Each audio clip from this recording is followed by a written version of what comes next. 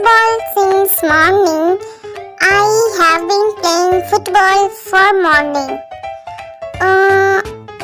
Since is right or for is right? Oh God, which one is put on in the blanks? I'm so confused. Oh God, how to use these two words? I don't know what to do. Someone help me please.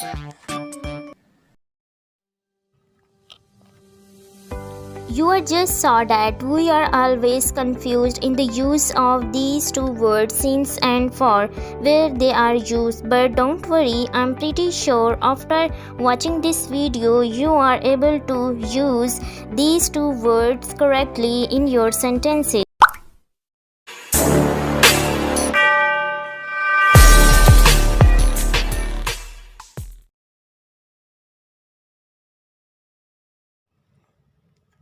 Classification of time. We are divided into two main parts, point of time and period of time.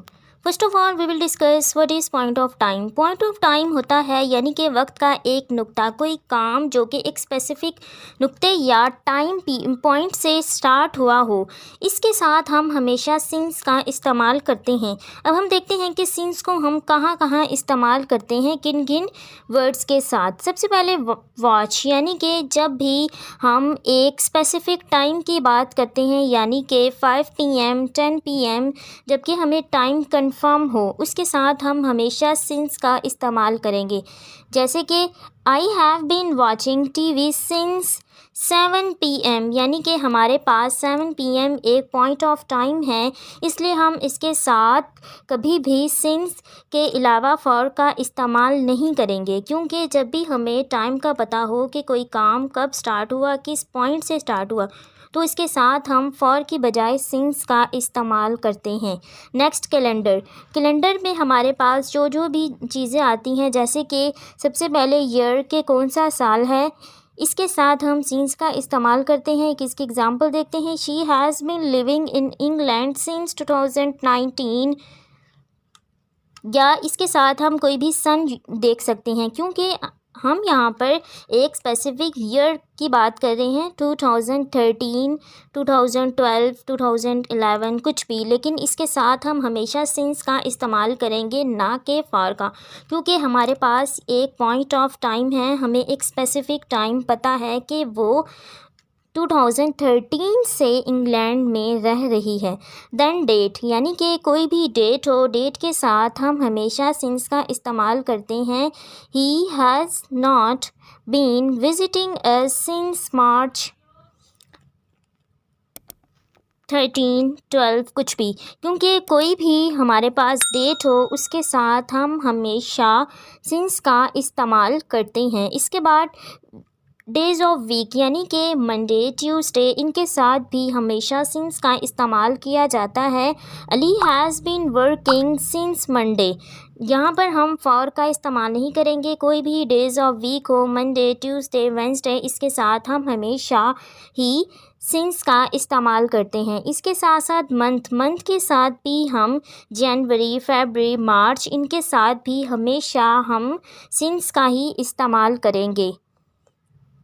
Then हमारे पास calendar में कुछ festivals भी आते हैं, यानी कि हमारे जो त्यौहार होते हैं इनको हम फेस्टिवल्स कहते हैं, उनके साथ भी हम हमेशा सिंस का ही इस्तेमाल करते हैं.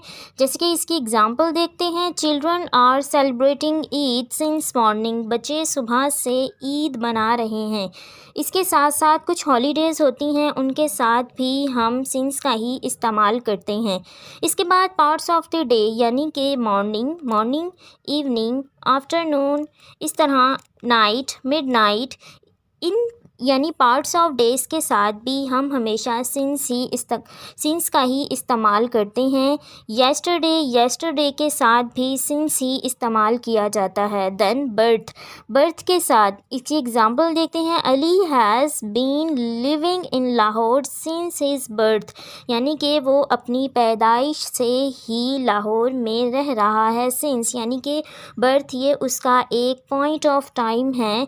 इसके बाद birthday, anniversary, and childhood. In words के साथ भी हम सिंस का ही इस्तेमाल करते हैं। जैसे कि एग्जांपल देखते हैं, we have been living in the village since childhood, यानी कि वो अपने बचपन से ही गांव में रह रहे हैं। यानी कि ये हमारे पास कुछ एग्जांपल्स थी जो कि हमने देखा कि कहाँ कहाँ किस सिचुएशन में हम सिंस का इस्तेमाल करते हैं वॉच के साथ, यानी जब हमारे पास टाइम हो, कैलेंडर में जो कुछ आता है, हमारी डेट, हमारा मंथ, हमारे वीक, हमारे पार्ट्स ऑफ द डे, इसके अलावा कुछ फेस्टिवल्स होते हैं, हॉलीडेज़ होती हैं, उनके साथ भी हम सिंस का ही इस्तेमाल करेंगे। क्लासिफिकेशन ऑफ टाइम में नेक्स्ट पॉइंट हमारे पास है period of time. Period of time के लिए हम हमेशा सिंस के अलावा फॉर का इस्तेमाल करते हैं, क्योंकि यहाँ पर हमें एक ड्यूरेशन बताई जाती है कि कोई काम कितने दौरानिए से हो रहा है। इसके एक एग्जांपल देखते हैं। I have been studying for 3 hours, यानी कि 3 घंटों से मैं पढ़ रही हूँ। क्योंकि यहाँ पर हमें कोई एग्जैक्ट पॉइंट नहीं पता होता, इसके लिए हम हमेशा ही फॉर का इस्तेमाल करते हैं, ना कि सिंस का। एक और एग्जांपल देखते हैं। She has been playing football for a long time, यानी कि वो काफ़ी अरसे से फुटबॉल खेल रही है। क्योंकि यहाँ पर हमें कोई एग्जैक्ट टाइम नहीं पता, इसके लिए हम फॉर का इस्तेमाल करते हैं।